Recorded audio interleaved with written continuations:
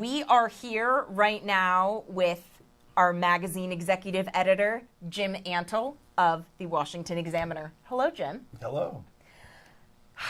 Red wave?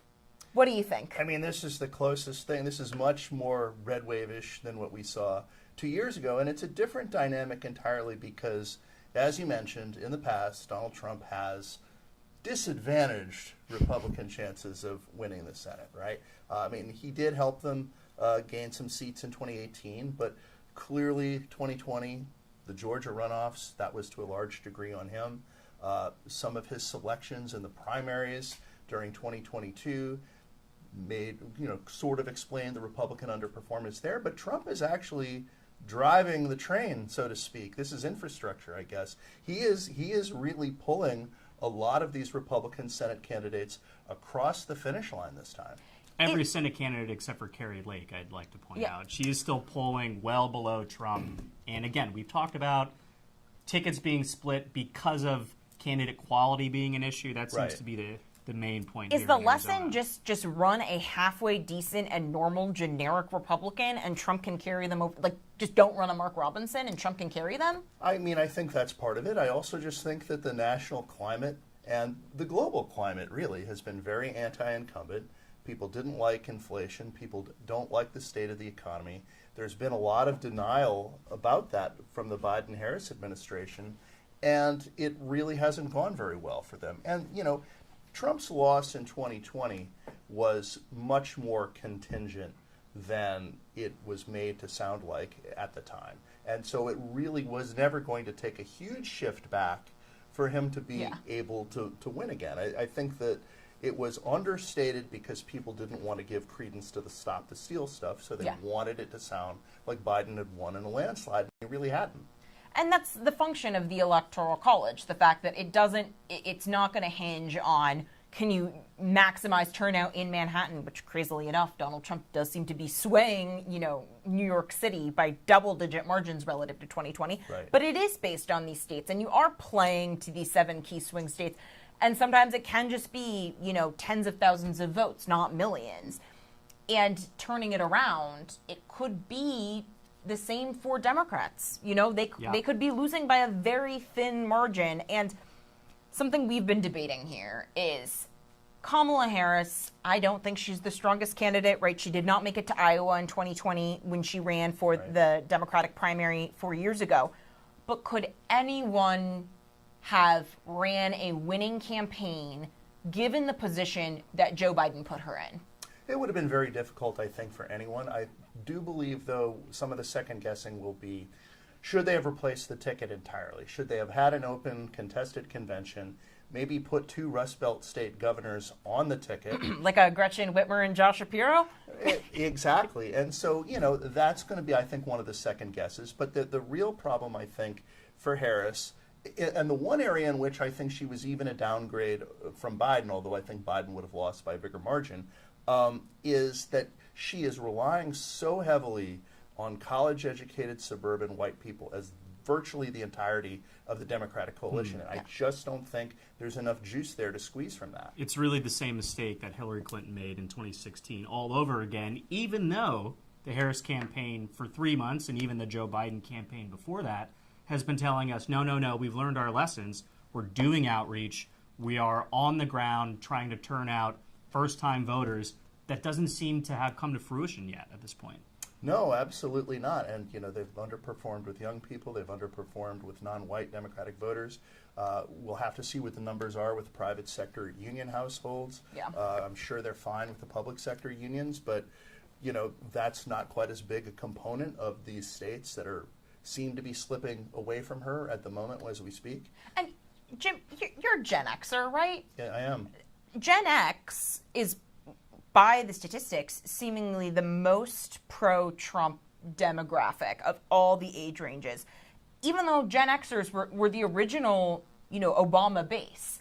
And I wonder how much of that has to do with the foreign policy movement, where Barack Obama made himself a national figure through his opposition to the Iraq War and its subsequent legacy. Kamala Harris has completely reversed that, right? She's campaigning with Liz Cheney and bragging about Dick Cheney's endorsement. How much of that do you think has to play into the generational effects that we're seeing here? I mean, I think the biggest part of it is that we got old. We were young when Obama was first running, and now we're old. And I don't think you're old, Jim. We're more conservative now because we're old, although I was conservative when I was young. Nancy Pelosi wins re-election. She is no longer the Speaker of the House, but she is not only Speaker Emerita, but pretty clearly the kingmaker of the Democratic Party. And if Donald Trump, wins the election, arguably still the shadow leader of Democrats, if there isn't a Democrat in the White House. And in the discussions where repeatedly after she forced Biden out of the nomination, she's admitted, we haven't talked since then, she's been very personally livid about the prospect of Trump being back in the White House, to the point where she says, I will not allow it. How much of that, do you think the hubris element of it has anything, do you think that these results are downstream of Democrats speaking like this? Democrats replacing the democratically elected nominee? I think that sat really uneasily alongside their democracy rhetoric, right? That they just cast aside all the primary votes. They tried to put in someone who they thought was more likely to win a general election. You had people like Pelosi, like Obama, who are not currently in their old leadership positions, still functioning as party bosses. The Democrats still have party bosses. Republicans really don't. Mitch McConnell is stepping back from his leadership role. So Trump has kind of filled that vacuum himself. The Democrats still have a lot of people who are trying to sort of stage manage different things. They pushed Biden out, and at the moment it doesn't really look like it's paid off for them. No, and this is something I, to an extent, have respected the fact that Democratic voters seem to really, they do reward competency, right? That the Nancy Pelosi is a classic, is a classic hero because she has gotten stuff done. Mitch McConnell does not get the same respect from Republicans. So we have to wonder if Trump does win a second term, he will have a more decisive Senate majority, so it looks like, and with fewer really squishy swing votes than he had the first time around. But how does he whip votes? How does he get, without a Mitch McConnell or a Paul Ryan or any of these other figures, who will be the brain behind his most obvious ally, who he would have had in the Senate, would have been J.D. Vance, right? Now he's going to the White House, obviously vice president. We're assuming he's going to the White House. Obviously, vice president is president of the Senate, so he would still play a role.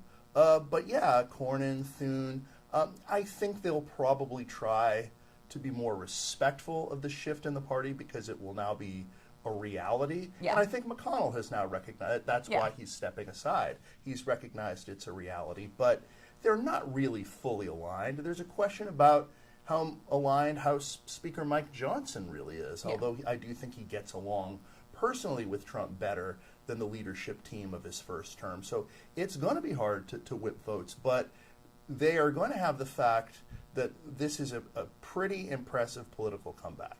If everything comes together the way it appears to be coming together, this surpasses Richard Nixon as the greatest political comeback in U.S. history.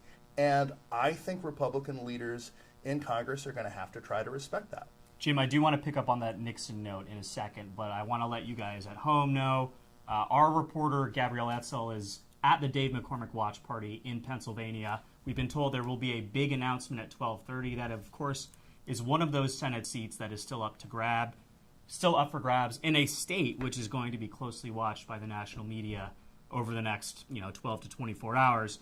But, Jim, back to Richard Nixon. Donald Trump, let's say, he holds this trend. He wins the 2024 election. How will a second Trump administration differ from a first administration?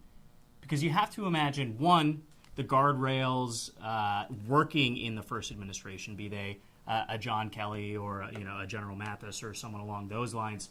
Those folks aren't going to be there this time around. It seems like we might get Trump in his most unfiltered, pure form this time. Sure. Well, the question is there enough of an infrastructure, to use an overworked word, around Trump, a sort of MAGA infrastructure that is actually prepared to govern? Yeah. This is what happened when Ronald Reagan got elected in 1980. A lot of the Bush people came in. They had much more government experience than the movement conservatives behind Reagan, and so they often got outworked and out-hustled in the bureaucratic turf wars. That definitely happened in the first Trump term. The question is whether, with people like J.D. Vance and with some of the aides that have sort of stayed with Trump since his 2020 defeat, are they able to do something different? Are they able to actually govern? Are they better prepared this time? Or do you get sort of a grifter network of sort of crazy people around him? I have a follow-up question to that. Let's say that trend that we're watching right now breaks. Will Vice President Kamala Harris, if she is able to pull off what appears to be an upset at this point in time, do you expect a substantive change policy-wise from what we've got from the last 4 years of Joe Biden? I think there will at least be some stylistic change, and I do think she will have to consider taking seriously some of the promises that she's made to bring in Republicans, to try to deal with people on a bipartisan basis, because if she somehow survives this politically, it's a really close call. So I think for her to try to govern the country in maybe the way in which she would have liked to if she had won the nomination in 2020, I think that's probably out the window. And Democrats across the board, even some who are losing tonight, have mostly tried to tack to the center. Some of them have been successful with that, many others not. Interesting. It's definitely something we're going to be checking in on. Tiana, it might be a while before we get those Pennsylvania, Michigan, Wisconsin results in. What else should we be looking at right now? Because like we mentioned, some of these Senate races are all but tied up. Republicans have a majority there. The House is still up for grabs. Are there any House races in particular that you have your eyes on right now? So I think we've seen that the Virginia House race, the big one is Virginia's 7th Congressional District. Right. That's Eugene Vindman, who was on Trump's National Security Council. Alexander Vindman, his brother. So his brother, Alexander Vindman, so the two of them were both on Trump's NSC. Right. Alexander Vindman is the one that testified in Trump's impeachment trial. And it's 12:24. Give us a break, guys. So the two of them have really made a cottage industry out of the neocons ousted from the GOP. I mean, it's an entire brand, right? It's Bill Kristol and Liz Cheney, and it's this entire cottage industry where they've been just welcomed by the resistance lib factions. So that one in particular is an interesting race just because it was originally a Republican race and only went Democrat in 2018 during the blue wave with Abigail Spanberger. Right. So can Republicans claw back these more traditional, highly educated suburbs? That's one I want to see. California will take some time, but a lot of those swing votes that made the difference in 2022, that made the difference in Republicans getting back the House, are in the broader LA area, closer to Sacramento Bay area. So a couple of the LA area ones, you have incumbent Michelle Steele, just right outside Santa Fe Springs, David Valdayo, Mike Garcia. Those seats Republicans need to keep, because if they lose those Long Island House races, if Lawler loses, they could lose the majority, even as this weird scenario where they could win the presidency and lose the House majority. I mean, that in addition to popular vote considerations are why you've seen Trump spend time in California and New York. They're why you've seen Trump backtrack on the SALT deduction, even though that was a key component of his tax cut, of his tax law, his tax reform. So he is trying to make sure that some of these people keep their seats and so that they can have a majority. He could be impeached on day one if they don't have the majority. Well, Jim, thank you so much for your time and your insights. It's a pleasure talking to you, my friend, and we might have you back on later on if we get some late-breaking results. Like around 4 in the morning or something. Yeah. That's right.